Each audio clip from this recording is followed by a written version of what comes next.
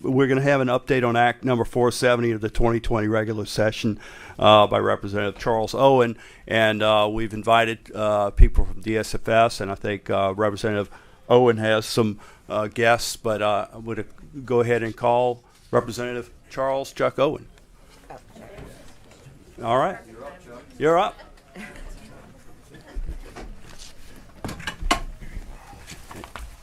And good morning, and thank you for being patient, and welcome back to civil law. So, thank you, Mr. Chairman. Thank you, members.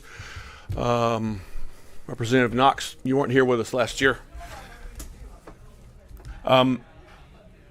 Chairman, members, I asked for this meeting this morning for a moment to brag on some people. Last year, we put y'all through a lot of effort.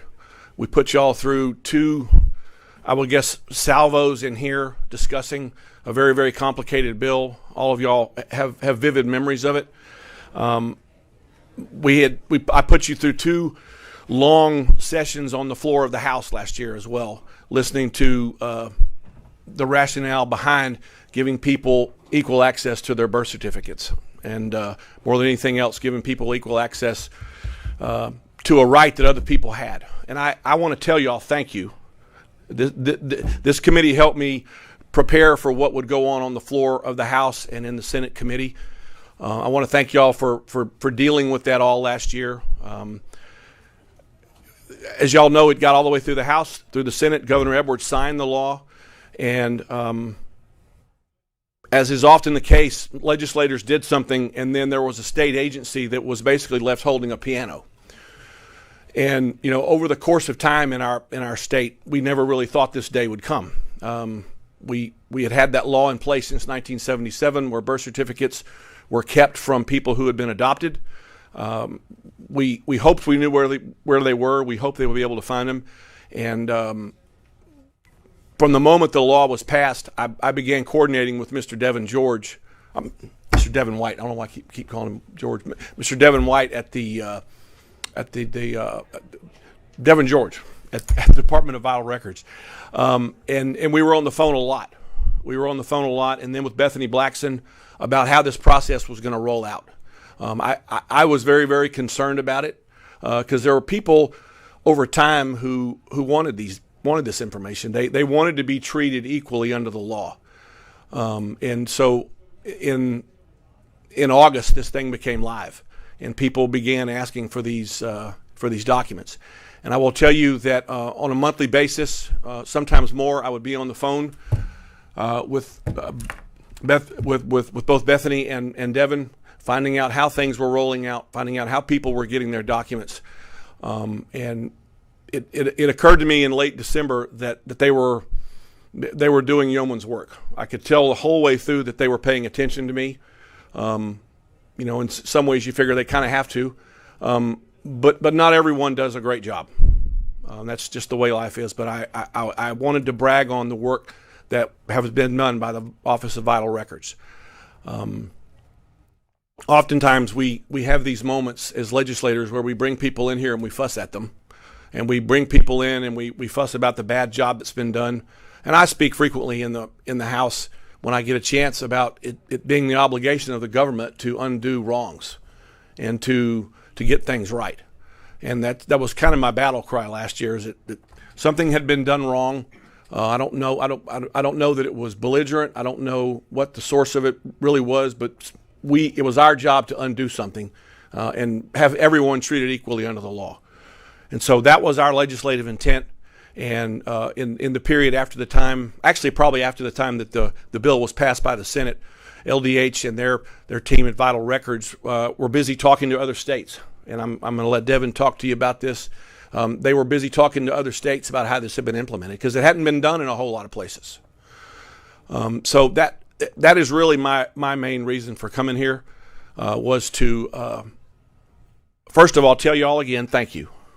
This was a monumental achievement in my mind for bringing people under equal treatment of the law, but also to report back to you that a state agency has done very well, that the folks at Vital Records have worked very hard digging into very, very old records and delivering to people what we told them to do. And so what I would like to do, if possible, Mr. Chairman, is I would like to surrender the table to Devin and his team, and then I would like to maybe close up real quickly afterwards. I don't mean this to be the Chuck Owen show, but I really wanted a chance for them to come tell you what they had done, and for us as a legislative body to hear what has been done on behalf of our state. Well, thank Sorry, you. with you. Thank you. And, I was looking at your co-authors that you had on it. I'm thinking, Yes, sir. I can't remember ever seeing a more diverse group of co-authors from both sides of the political spectrum. So, Yes, sir. and congratulations on the way you worked on that bill. And to me, it's a model of the way a representative should try to achieve, especially dealing with difficult subject matter. Well, thank you for saying that, Mr. Chairman. And I would like to in turn applaud you and your staff for the work y'all did and the research y'all did to help me get there, to dig into what had been done previously. I am joined today by someone that was in the Capitol nearly every day last year advocating for this bill, Miss Elise Lewis, who came, and I will tell y'all this real quickly. When I was running for office, actually the year before I was running for office, was the first time I found out that this was a problem.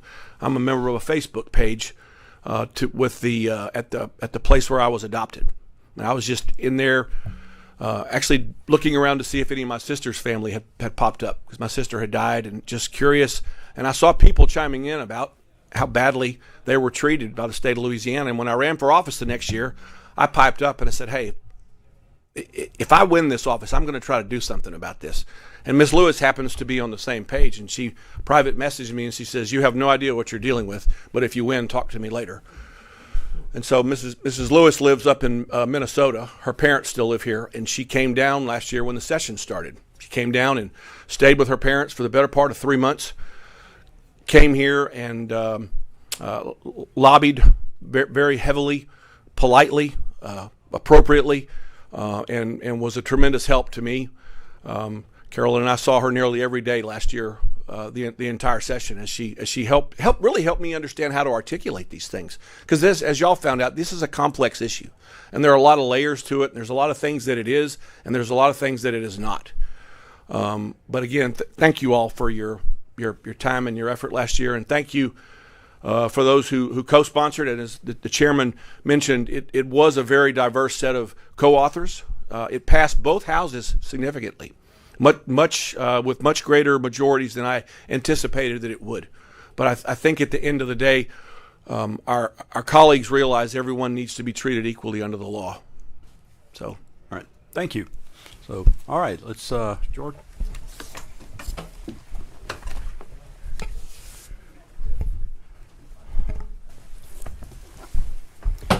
Good morning. Good morning, and welcome to Civil Law. I don't think I've spoken to you many times on the phone, and you've been always very helpful and with the issues that we've dealt with, and but appreciate you being here. And but you are Devin George, not Devin White, the linebacker for the Tampa Bay Buccaneers. So. Correct. Thank you, Mr. Chairman, members of the committee. Devin George, I'm Deputy Assistant Secretary for the Office of Public Health in LDH.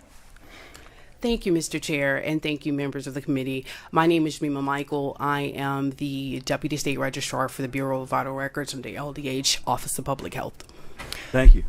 I'll just say that, at Vital Records and Statistics, we worked very closely with both Representative Owen and the Louisiana Coalition for Adoption Reform after this bill was passed and signed by the governor. We wanted to try to do a seamless and transition and implementation as we could. We could not have done it without them. We did reach out to other states who who had implemented this law, to get, the hurdles they faced, what they saw, kind of how they did it. And that includes Alabama, who really helped us out a lot. The pre-adoption birth record website, we actually launched it and published it in mid-July. It included the instructions and forms that people could send in, and even though the implementation date was not until August, we did allow citizens to send in that information in their request for pre-adoption, even though we didn't process it until it was actually implemented in August. Staff and the team at Vital Records worked tremendously hard to get records that were being sealed and placed into evidence boxes for decades into a system that could be more retrievable. For decades, the evidence from adoptions was not meant to be accessed easily, by anyone, because they were sealed records. So the team worked extremely hard on getting that and making it to where it was more accessible and more efficient, so that we could process these requests. The vast majority of the requests that we received were within the first 3 months. After that, it began to decline a little bit, and then it's kind of plateaued out. It has increased a little bit in the last couple of weeks, but overall, we have received 994 requests for pre-adoption birth certificates. We have processed 972 of those requests and have 22 of those pending, with a turnaround time of less than 2 weeks. Total number of contact preference forms that we've received is 12, and that is where a birth parent can include in the file if the adoptee does request the original birth certificate from the pre-adoption, then we would also send that contact preference form with the non-certified copy of the pre-adoption birth certificate. Can you tell me a couple questions, and thank you for that overview. When we're talking about the evidence, are you talking about like the judgment of adoption that would be sent to your office to say, okay, this person is now the adoptive parents, and so you're going to use that to issue a new birth certificate? Correct, and the adoption evidence includes both the adoption decree and the original birth certificate pre-adoption that was filed with us, and we create a new birth certificate following the adoption. Now, on the adoption, on the notification preference, you said there were 12. Do you have a breakdown of preferences in terms of what people have asked for to be notified or not notified? I think about 9 of them or a yes, they would like to be contacted, and they provided some additional information for the person who was, adopted. Okay, thank you.